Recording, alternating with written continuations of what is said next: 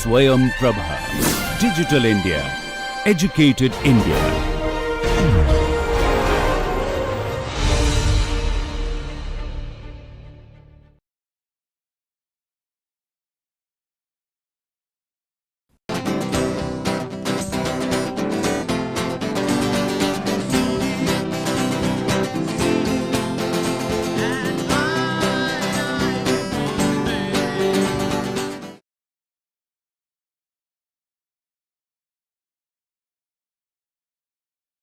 This lecture is titled From the Perspective of Playwriting, and in this lecture our focus is on monologues.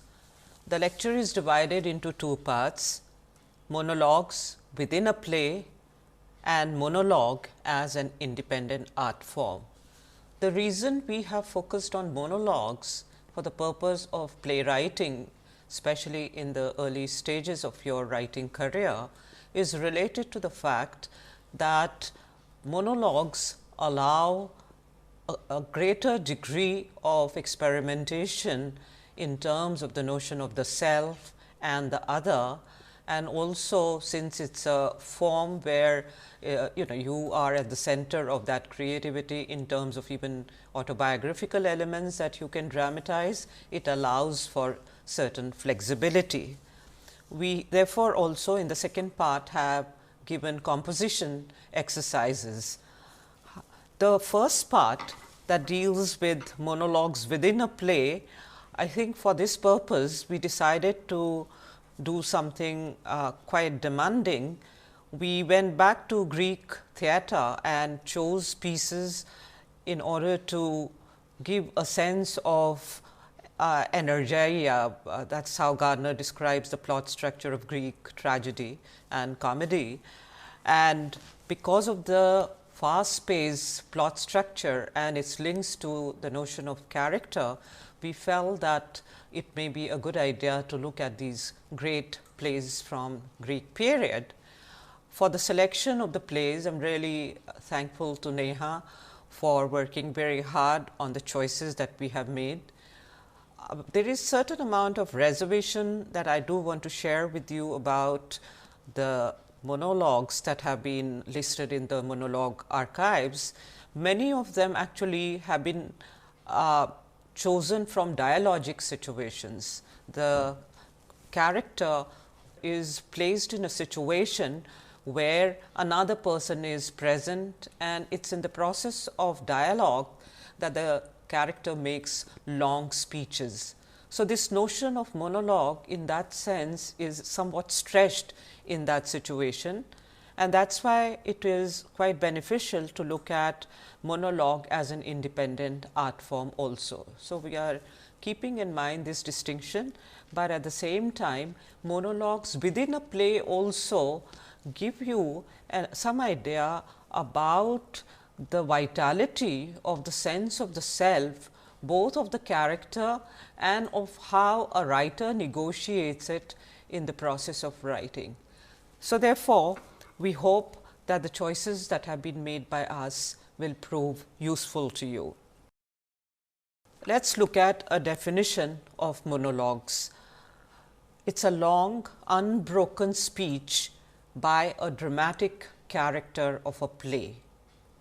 The protagonist addresses another absent character as per the Bhan model or the audience. The Bhan model continues to really excite us, and I think from time to time we foreground it.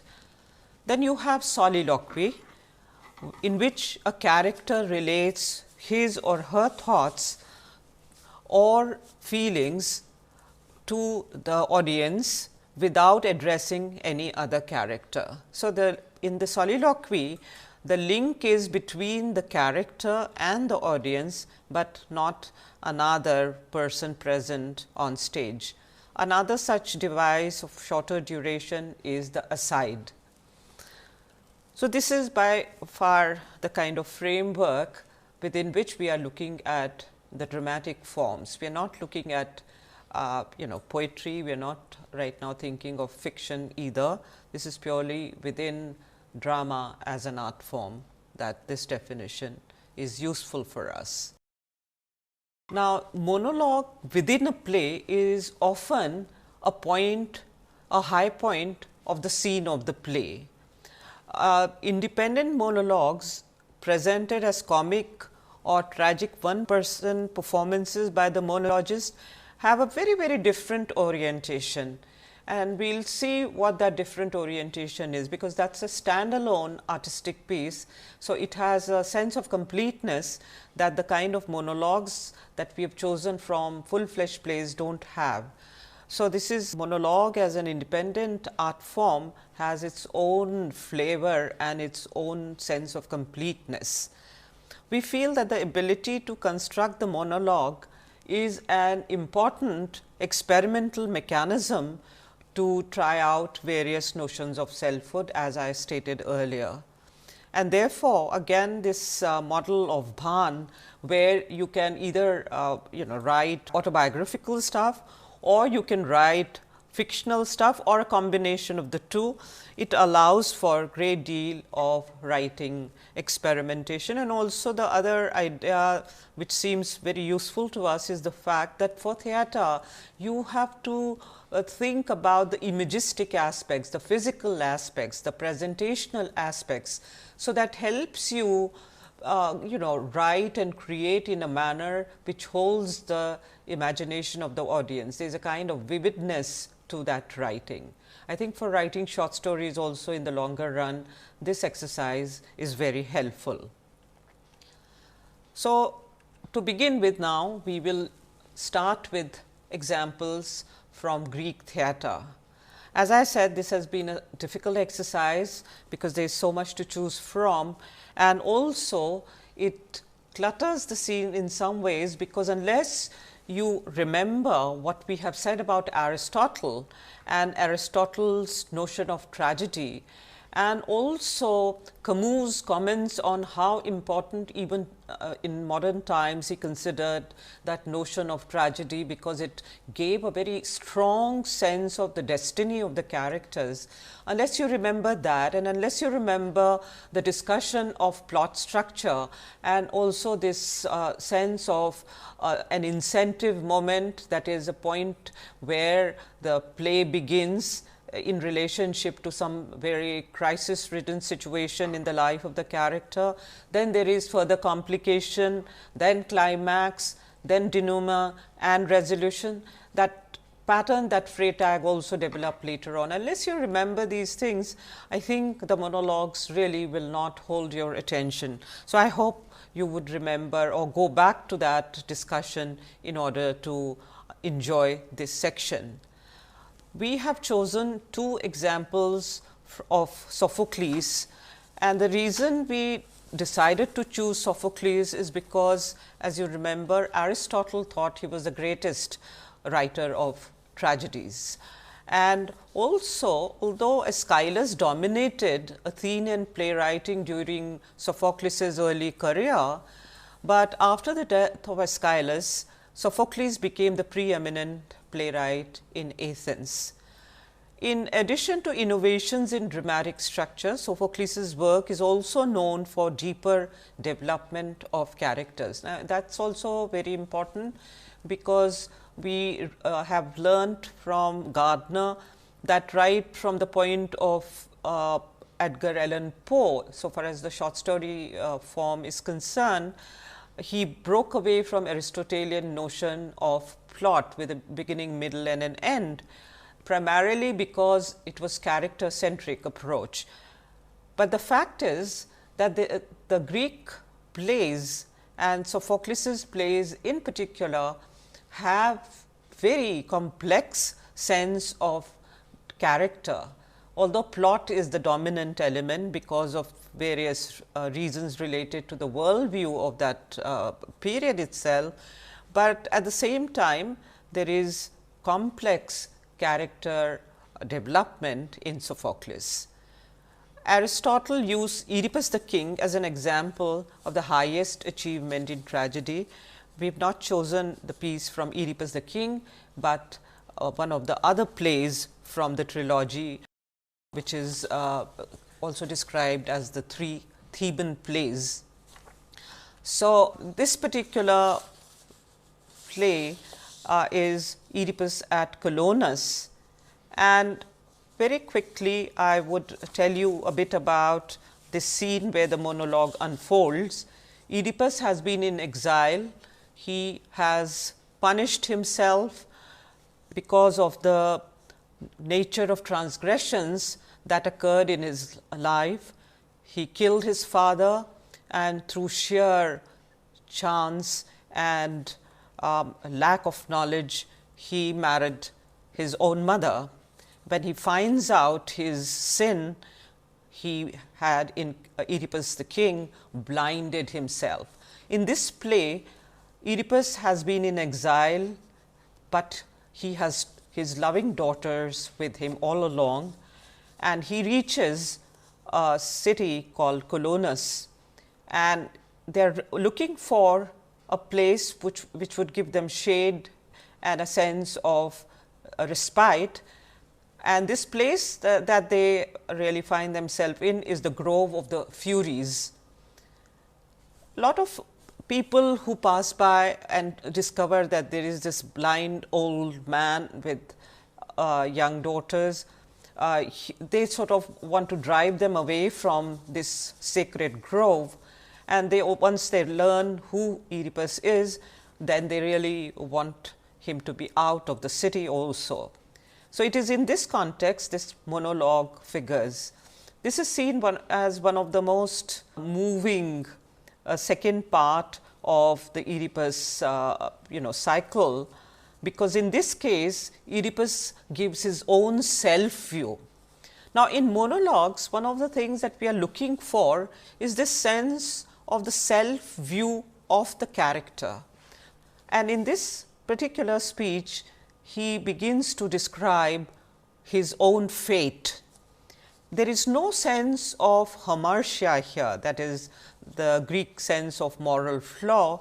Instead, Oedipus projects himself as a victim of various accidents in his personal life. He is trying very hard to come to terms with his sad destiny, and this is what he has to say. O front of impudence, which thinkest thou now to defile, my grey hairs or thine own, who hast spit forth out of thy mouth at me murders and marriages and accidents, which to my grief not of free will I suffered. Such was the will of heaven, that had some cause for wrath. It may be without house of old, since for myself I know you cannot find any reproach of wrongfulness in me that would have doomed me to commit these wrongs against myself and mine. For answer me, if to my father by an oracle the revelation came that he should die by his son's hands, how can you justly tax me with the fact, whom neither father yet then had begot, or mother had conceived, me, who as yet had not begun to me? And if thereafter proving as I proved hapless, I did lay hands upon my sire and slay him, no wise knowing what I did, nor yet to whom I did it, how, I ask, can you with reason blame the unconscious deed? So, this is this very pensive, very tempered tone of Oedipus, who at one time was a man of great power and also great arrogance. This is the way he now begins to describe his fate, hapless as he calls him, himself. So, this is one example from the Greek period. The other one is equally famous and important, and many interpretations both in the field of literature and in the field of psychoanalysis, philosophy have emerged from these plays. So, the second play is related to Electra, who was first mentioned in Homer's Odyssey, and also many other playwrights have written plays on this very captivating character. So, interesting to note that the Greek playwrights wrote about many powerful women protagonists also. So, this play is set in the city of Argos a few years after the Trojan War. The play is around Electra and the vengeance she and her brother Orestes take on their mother Clytemnestra and stepfather Aegisthus for the murder of their father Agamemnon, who had killed Clytemnestra's daughter Iphigenia as a sacrifice before going to war. So, there are all these very powerful, almost violent cross currents within the family, but somehow Electra is gripped by the murder of her father rather than the reason as to why this act was committed by the mother. It makes for very, very complex set of motivations, and that is why when it is pointed out that Sophocles was really great master at character development, you can see that there are layers and layers within these characters and their motivations that just don't come through only through external action. There is a lot of this internal turmoil that is buried within it, and that is why it is not a great surprise that a lot of playwrights continue to go back to the Greek sources in order to understand the depth of human consciousness.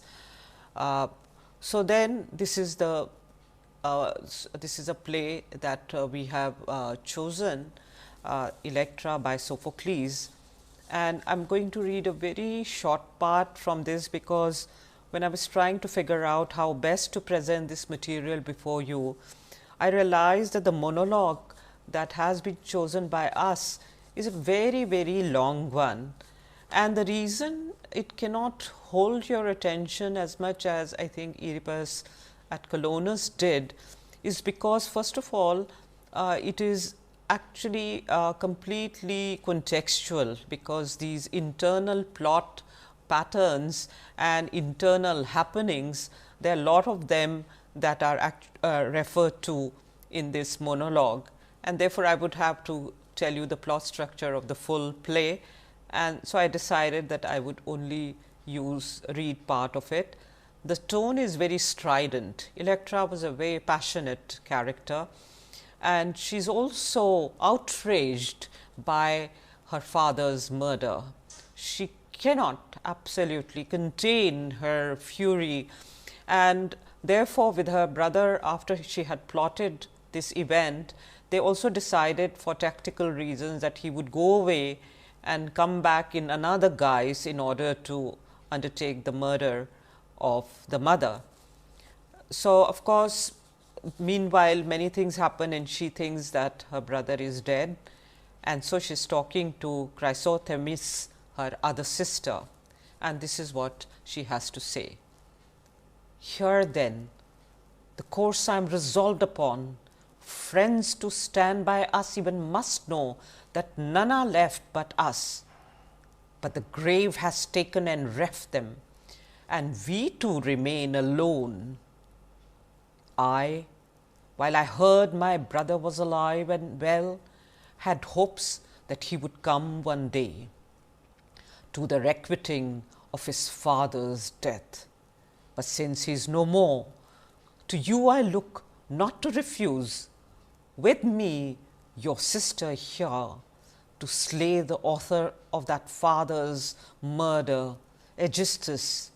We need have no secrets now, for whither to what still surviving hope do you yet look and suffer patiently, who for the loss of your ancestral wealth have cause for grieving and have cause for pain, and all the time that passes over you, growing so old, a maiden and unwed, and these delights no longer hope to gain any time. Aegisthus is too prudent to suffer that your progeny or mine should see the light to his own clear undoing.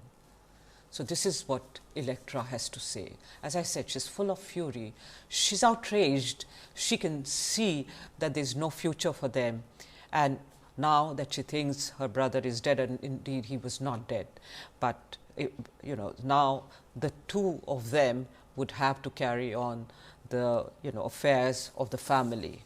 So, this is another kind of monologue, strident, again very clearly an expression of the feelings of the character, and in that sense very powerful and clear in terms of character portrayal. But this is the second one that we thought would give you another kind of flavor. It is hardly reflective, it is strident and action oriented, urging the sister to help murder the mother so that they can avenge their father's death. Very ambivalent act indeed. So, after this let us move to Greek comedy. Aristophanes was a writer of comedy, and 11 of his 40 plays survive. When Neha first gave me this excerpt from his play titled Women in Parliament, I can hardly read the original title, it is so difficult. It is also been translated in variety of ways like Women in Power, etc. I was really surprised because I was not familiar with Aristophanes except for the frogs, and so this came as a tremendous surprise.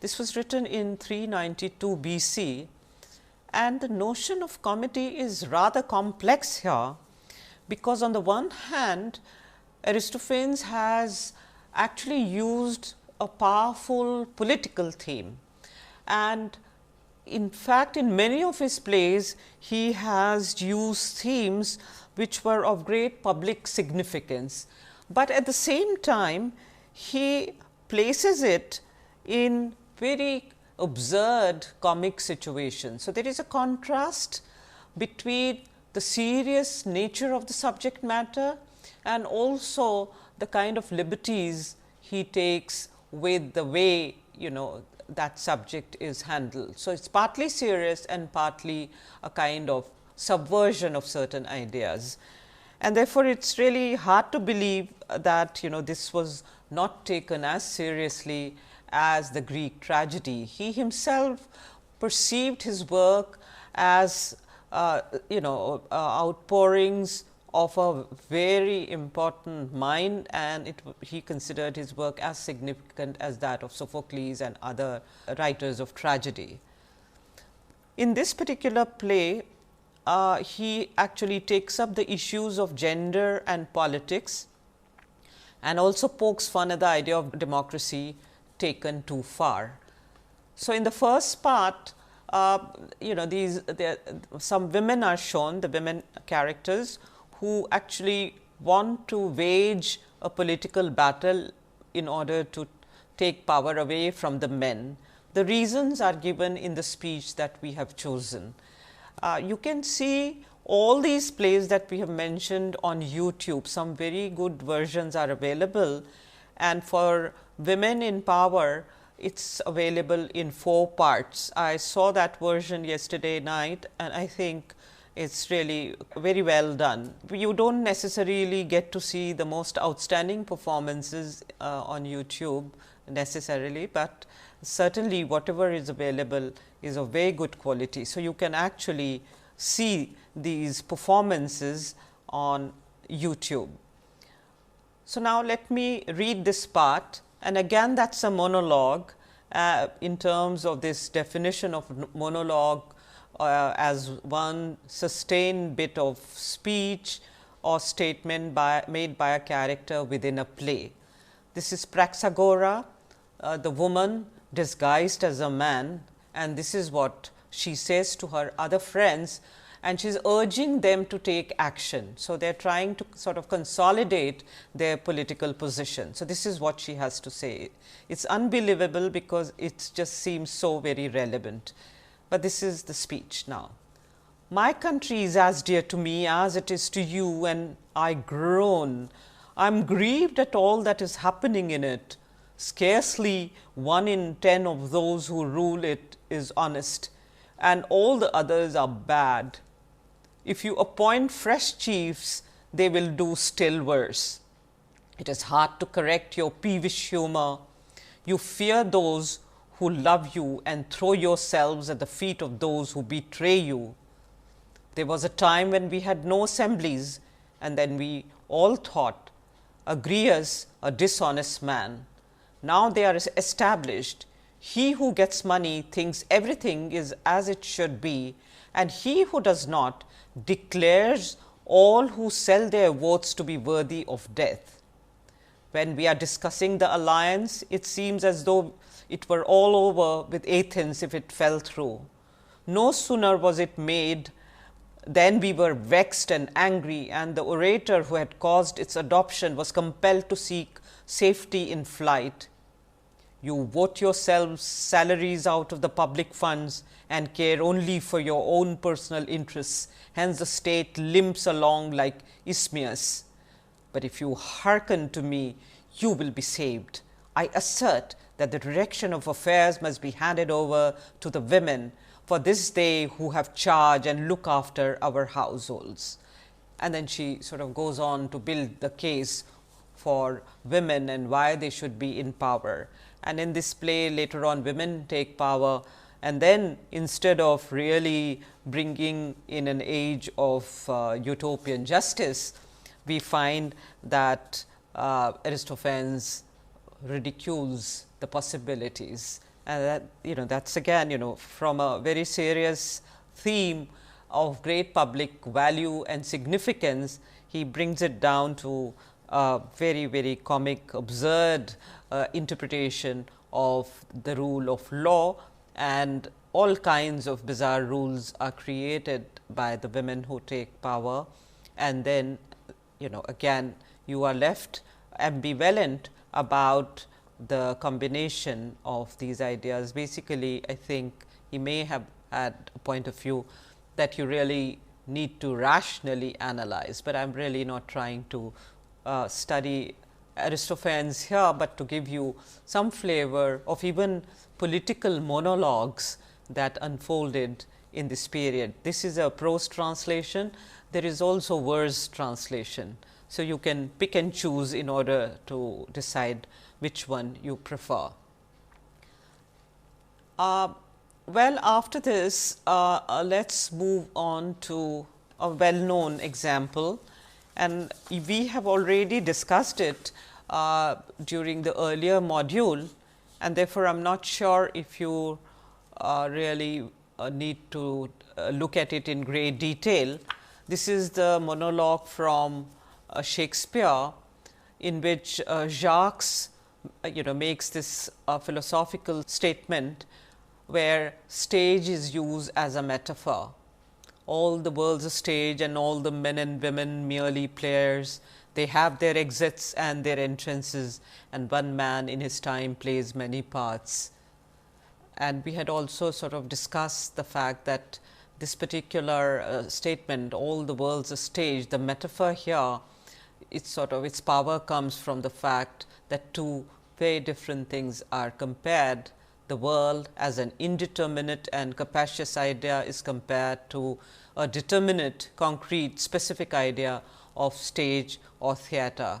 So, this particular speech also you can look at in terms of its power and also its value to you, and also you can try and recollect some of the statements that were placed before you related to the content of this monologue, where Pope has pointed out that this particular statement may seem like a truism, but nonetheless it is true, and what it shows is the permeability between the world of drama in the theatre and what we routinely hail as the drama of everyday life.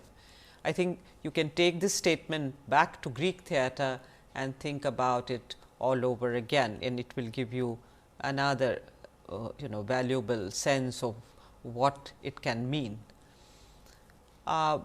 So, after placing the statement of Pope, so I will place before you another example of monologue that unfolds within a play, and this is a very, very important play titled The Tragical History of the Life and Death of Dr. Faustus. I would like to point out that Renaissance onward, the focus of monologues was on characters and their dramatic need. Now, this is a very big shift in perspective, because in this particular play, for example, some of the Renaissance aspirations come through very, very unambiguously. I will not be able to work out the total plot structure for you, but briefly, if you are not familiar with the play, it deals with Dr. Faustus, who is a man in search of knowledge.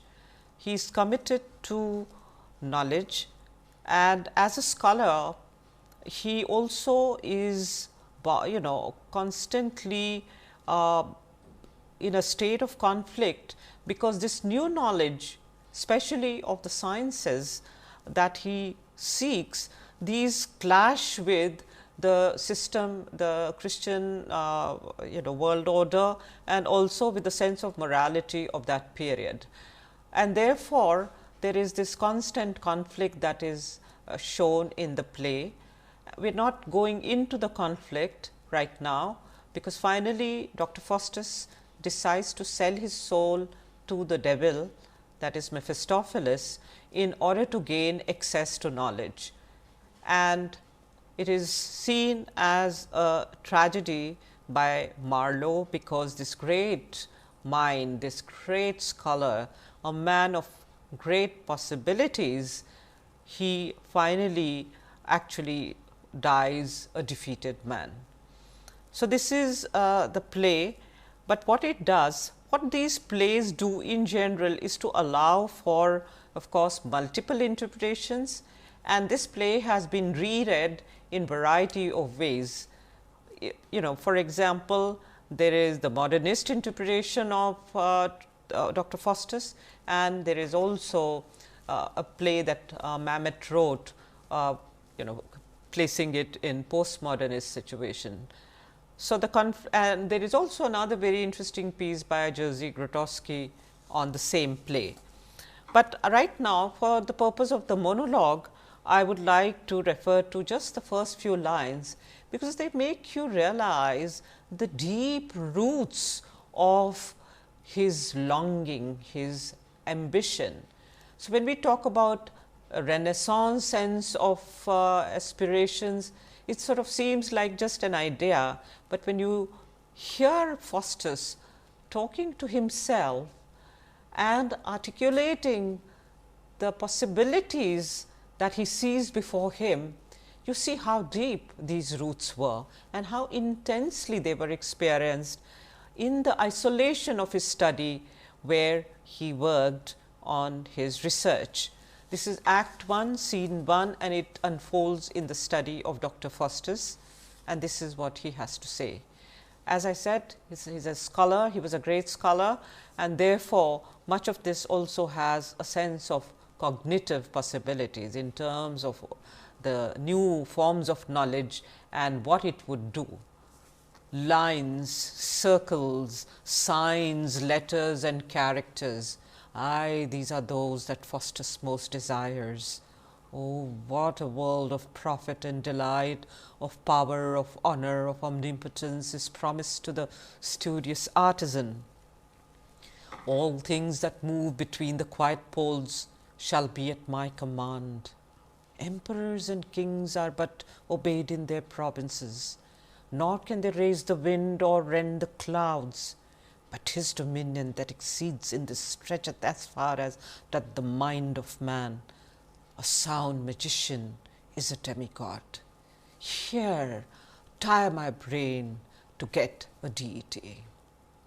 As I said, this is intensely experienced, intensely articulated, and his mind wants to stretch as far as human mind can go, and he thinks these are limitless possibilities. So, this is another monologue, and this is a very powerful theme and a very powerful monologue.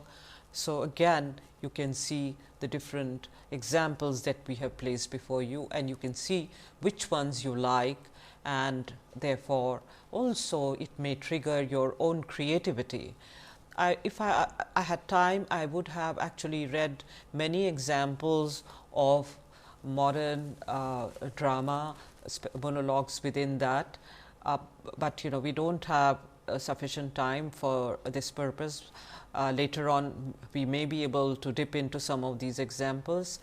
I would have really liked to read from Beckett's Waiting for Godot, Lucky's speech, and that is one of the most powerful monologues, and also a very demanding one, because this is very incoherent. It is a very incoherent monologue, almost as incoherent as most of the time our own inner conversations are.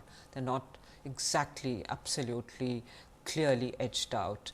So, it has a very, very different kind of feel, but I think right now it may be necessary to go to full fledged monologues, that is monologues as an art form, and with a kind of autonomy that you associate with an artistic piece. So, we thought that we would point out that for such monologues that stand on their own, in postmodern period or in recent years, some of the qualities that have been singled out for a successful monologue performance, most of these are not meant for reading, most of them are meant for performance. And what has been pointed out time and again is the vocal qualities of the performer are very important, body and facial expression, and also of course, the script is prepared by many of them, but it is improvised. The performance is improvised around the basic skeletal idea. The script or the point of view can be autobiographical, or it can be issue based. Or a blend of the two. So, the example that we have chosen, it contains both the elements. This is a recent monologist, Mike Daisey, whose piece The Agony and Ecstasy of Steve Jobs actually caught the attention of a lot of people who saw the performance, or who saw it on YouTube, or who were able to invite him to their countries. Like he came to India I think last year, and he did workshop around his monologues, but it has caught the attention of many, and I think it may be quite useful to directly go to his own I think blog, because it shows some of the powerful contradictions, some of the painful contradictions of the age of globalization. This particular piece revolves around his admiration for Apple computer products, but also his concern about the working condition of the workers in China who make the components for his computer, and in that sense the work is outsourced. So, the labor laws in the US and the labor laws elsewhere, and how finally a product should be able to take care of the labor practice of whoever is working for them. So, it opens up some very serious issues of labor and labor laws all over the world, and therefore, I think it may be good to see how he presents his own ideas. You can see the full piece yourself, but this must have given you some sense of monologue as an independent kind of exercise and artistic exercise, and monologues within plays. Both these really will help you understand your own relationship to monologues, or your own relationship to writing a longer piece, where each character has to be etched out in a distinctive way. So, it helps you work on these characters separately, and as an exercise we recommend it very strongly. Let me place these composition exercises before you. What I would like you to do is to go back to your literary notebook. If you remember, the first step we had taken, that step was related to the maintenance of a notebook in which you would also jot down from time to time in case you were deeply affected by an idea or an emotion, or you observe something new. Since you wanted to hone your writing skills, this was seen as an important first step. So, what you can do is to go back to this literary notebook to write a monologue for performance. So, the steps of the process perhaps we can mention are related to your decision if you first of all want to dramatize anything from this diary notation by way of working out a monologue. The second question would be to sort of decide whether you want to retain the autobiographical flavor, or you would like to imagine a character, and if that is so, I think what will happen is that it would be beneficial to watch your own distancing process. That is, even if your jottings are somewhat autobiographical and of course, they come from your own perceptual world, but if you are working out a character, then watch your distancing process. For this purpose, again you can go back to Albert Camus, the discussion of his diaries that we had undertaken. Otherwise, you can just take a clean, clear take on autobiographical or fictional piece that you want to work on. The fictional piece, of course, for this imaginary character would demand a lot more of this extending your sensibilities to see the worldview of this creation of yours.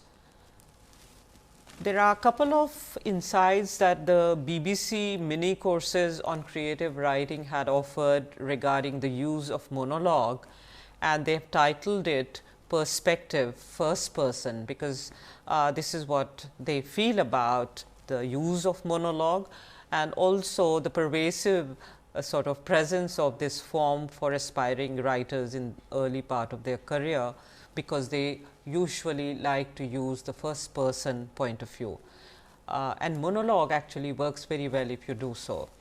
Many aspiring writers are attracted to writing in the first person, and perhaps this is because the first person is easy to understand in structural terms, because it facilitates closeness in the readers and the main character.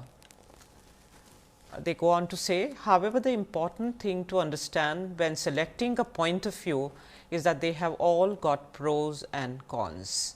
So, we come to the subject of point of view.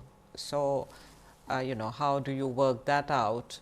I think these decisions you will have to make and discuss it with the person who is teaching you this course, or send us some of your queries. But some of the things that you would have to think about while writing this monologue is the locale in which you would place the character, the action, that is even if it is not action oriented, but since the feelings or thoughts of the characters are presented through activities, hence choose the activity and the action of the character imaginatively. Do not use it as in a routine fashion, because routine is one of the biggest killers of creativity. I think this is one of the statements that Camus had made. I am just extrapolating that, because if it sort of deadens your perception sometimes. So, do not just see anything that you choose as routinely representative of the world that you wish to create. You have to think about why you are choosing a particular activity, what is the significance of it. Even if you do not have the Aristotelian sense of magnitude, but you have to have a sense of why you are choosing that activity, what is the motivation, the reason behind, the logic, the creative logic behind it. Story and plot again consider the manner in which the events would be constructed or implied in the monologue.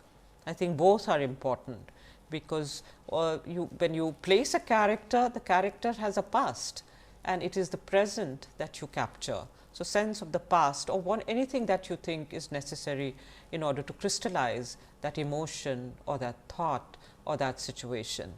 Theme. The theme of a play is crucial in determining your convictions and its successful presentation. I mean, this is one of the most important things about writing. You have to have honesty and conviction. If you don't have this conviction about the character, it's very hard to write a piece that will grip the attention of your reader. Now, you may say that, that it's really not possible to have that relationship with every character, but I would say that think about this a little harder and see how strongly you feel about that character. Why do you want to create that character? And I think some bit of self questioning will help you understand all these aspects, because they have to come together. We are only separating out these ideas in order to clarify the initial steps, but they actually come together in a sort of cohesive whole. So, I think the conviction is very important, and in both varieties of monologue, whether it is autobiographical or fictional, the belief in one's subject matter is really of utmost importance. Character and the character's speech, again the individuality of the character should be worked out in accordance with motivational aspects that are teased out. Some of the recent writers whose monologues you may want to read, I found them difficult, but fascinating, is the American playwright David Mamet. And the reason, of course, I had difficulty with it, with those monologues, is related to the fact that they are so steeped in the local flavor that if you are not familiar with some of those local elements of the character's life or a social ethos, it becomes somewhat difficult to understand. But you can think of other examples. Writing monologues for your character, our workbook has pointed out, is an excellent way of getting inside them. A monologue offloads what is on their mind. They may comment on the action, offer their opinion, state their case, or even explored in an area of expression. And I think he must have been thinking about Lucky's speech in Waiting for Godot. That is my suspicion. In addition to the verbalizations of the characters, thoughts and feelings, the silence between the verbalizations are equally important. We have talked about the eloquence of silence on stage. So, do think about the silences between sentences, and this artistic mechanism is described as the subtext. So, think of the subtext also. You do not have to artificially construct everything. As I said, if you have conviction about your character and you try to match your view of that character with the writing process, you will find your way around this whole process of discovery. Writing is a process of discovery. Monologue will help you discover your own sense of the self, your own sense of the writing self, and the sense of the self of the character that you want to create. And I think that is where we would like to conclude this session. And I would like to conclude it by this statement about the selfhood issue and self-dramatization, because it really provoked a lot of thought and discussion when we read it the first time. This is by Nietzsche, and it was quoted by Richard Schechner in the box title, "The Power of Believing in the Self One is Performing." So powerful is this sense of the self, and when you present it for a monologue on stage, I think you can remember this self-dramatization element from Nietzsche's statement. And I will read as a concluding remark. Even when in the deepest distress, the actor ultimately cannot cease to think of the impression he and the whole scenic effect is making, even for example at the burial of his own child. He will weep over his own distress and the ways in which it expresses itself as his own audience. I think this remark applies not only to the actor, but also to the writer. Think about it. and move on with your writing. Try out these possibilities. Here is the works cited list for you, and we hope you will in addition dip into the YouTube resources that are fortunately available so very easily to all of us and enjoy your writing work. Thank you.